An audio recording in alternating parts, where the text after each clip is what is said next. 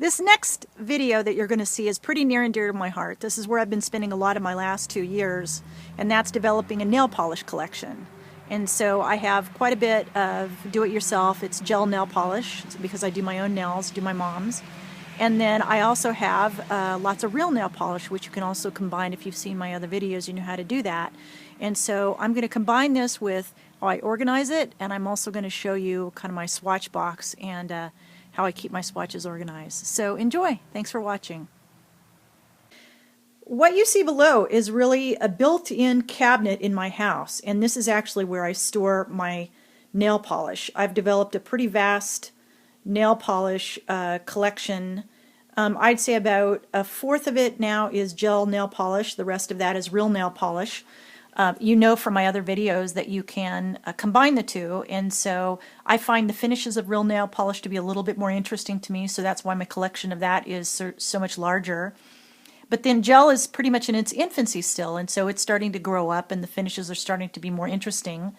But what you're seeing in front of you really are two spinnable racks, and so the polishes are, you know, on all sides of both of those racks, and so it's a super fun way of organizing it, and I've really enjoyed having it this way.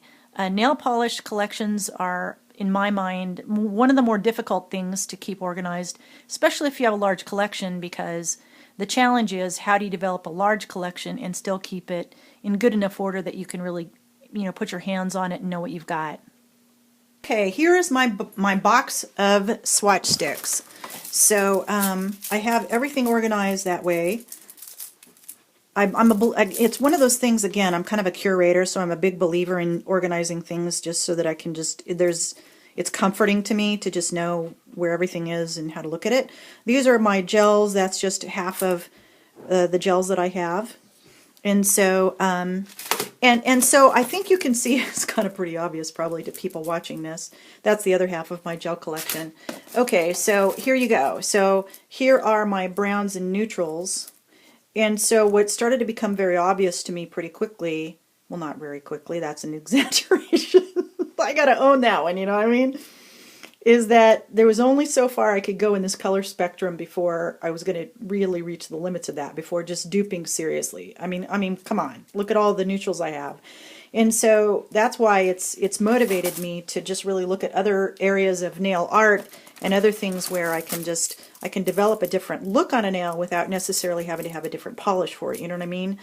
So that's kind of where I'm at this year, is really looking at different textures and 3D and, you know, all of these other things, more so than just continuing to buy nail polish, because I think that's just the road. I know where that road goes now. All right, so thought you'd enjoy seeing the swatch box.